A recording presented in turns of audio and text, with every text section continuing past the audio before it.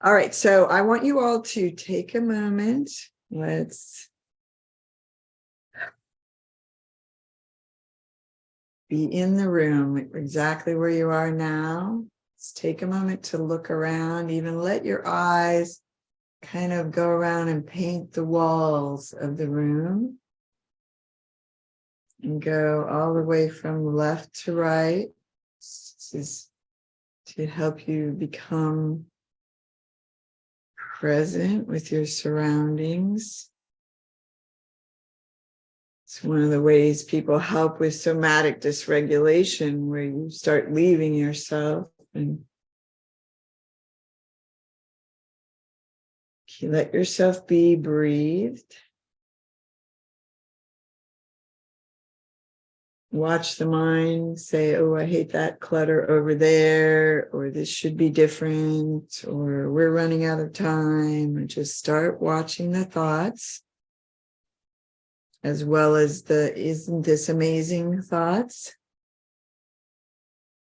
And then when you're ready, close your eyes.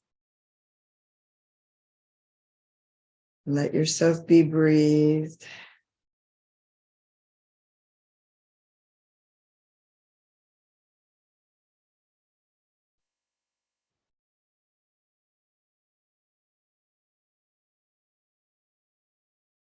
Notice how you still have an image of the room. And that's what happens. We watch the movies in our minds, and our mind doesn't know the difference. When it's a stressful movie, we get the cascade of emotional chemicals as if it was happening now. Our inner vision is extremely powerful.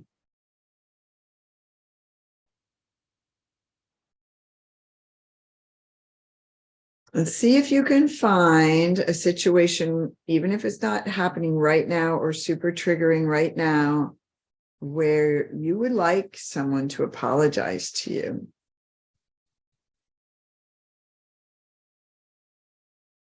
First, find the person if you can, and then narrow in on the situation where you're really strongly believing that thought. It might be when the thing happened.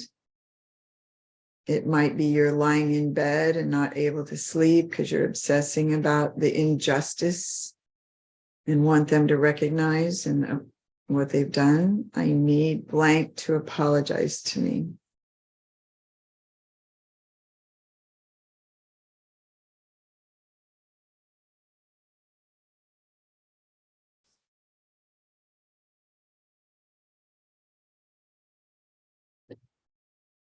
I'm going to give you another choice in case you have another situation or you're not finding the apology one. And I meant to do this one as a should. So in either one of these, you can do should. In fact, Beth and I had talked about that last night. And then when I made this slide, I forgot and I put I need.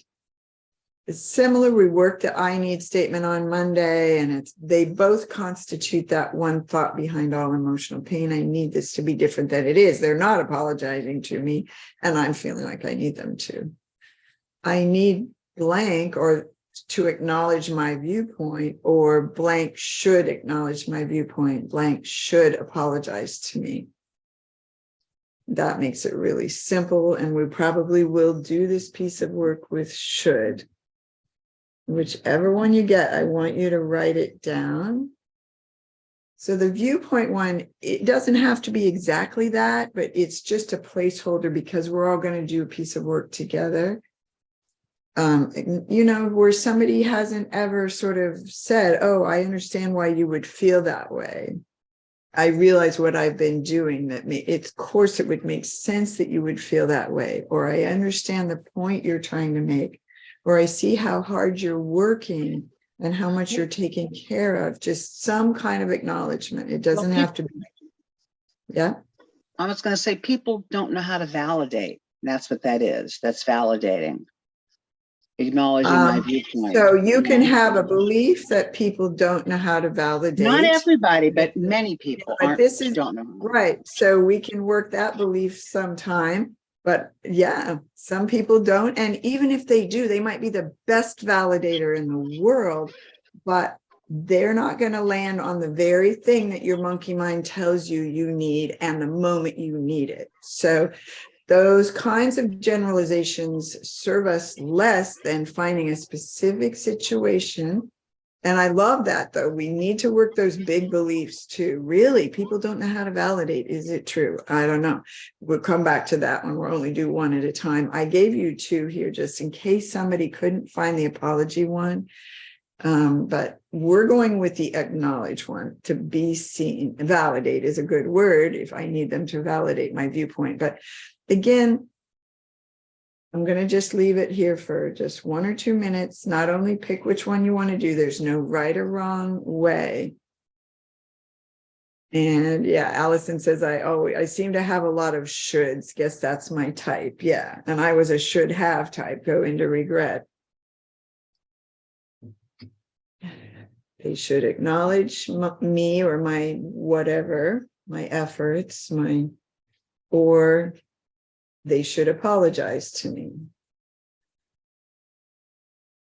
And once you've found the person and the one, and then find the very specific moment in time that you're going to work.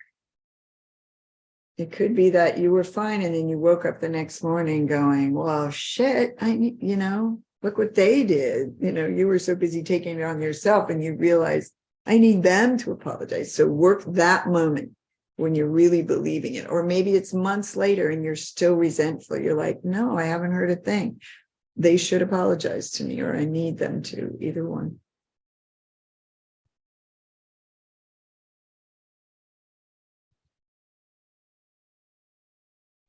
Am I crazy that trying to not put the word should on us?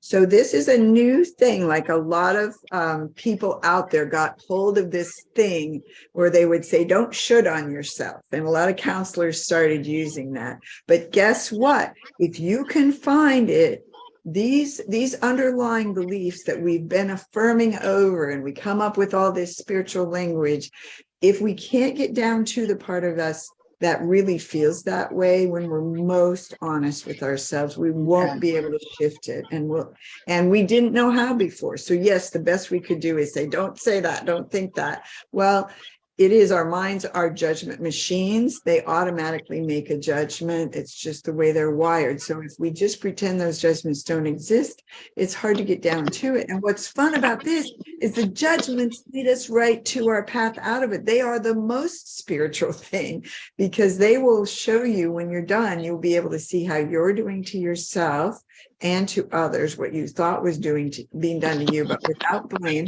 And you'll be able to see how, you don't need them to change necessarily. So thank you for that. I'm so glad people are chiming in, and be sure to share with me if you're a little stuck or confused here. I like when we do partner practice labs, I usually check in with everybody to make sure you have a one-liner. We won't be able to do that today. This isn't totally me teaching you all this work where you're going to always be able to go out and do it on your own. This is our just walk through. Again, in the Get You Back course, by the end of that, you'll have this. But I want to make sure everybody has gone through it at least once.